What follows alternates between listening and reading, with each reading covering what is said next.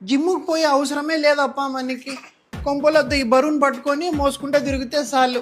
ఒక చోట కూర్చో నాన్న, ఊరంతా తిరుగుతావు కదరా, మనుషుల్ని సతాయిస్తావు. అచ్చం దీనికి వాళ్ళ నానమ్మ పోలికలు పడినాయి, మనుషుల్ని పీడిచి తినేది. ఒకప్పుడు ఎంత గ్లామర్గా ఉంటే నేను, ఇప్పుడు చూడు కళ్ళ కింద పర్మనెంట్ డార్క్ సర్కిల్స్ వచ్చేసినాయి. ఏడ్చేద్దురా, ఎంత చేయాలరా నేను. మీ అమ్మ పెళ్ళికి ముందు చిల్బ్రో సతీష్ లా ఉండేదాన్ని.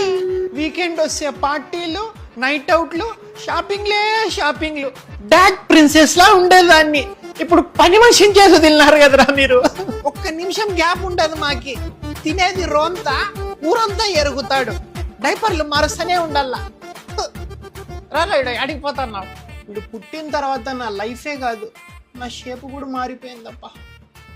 కష్టపడి నేను కంటే ఒక ముండొస్తుంది, అక్క నీ కొడుకు అచ్చం వాళ్ళ అవ్వలా కనిపిస్తున్నాడే అక్క అంటది. ఇంకో ముండొస్తుంది, అక్క నీ కొడుకు అచ్చం వాళ్ళ మామలాగా ఉన్నాడే అంటది. ఇంకా కన్నోళ్ళేమో అడక తినకపోవాలా, లో ఫర్ముండలో.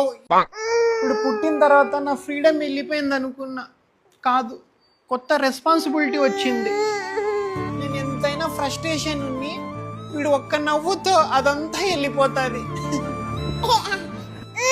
ఈ పక్కది కూడా తాగురా, ఈ పక్క దేవుడు మీ నాయన తాగుతాడా?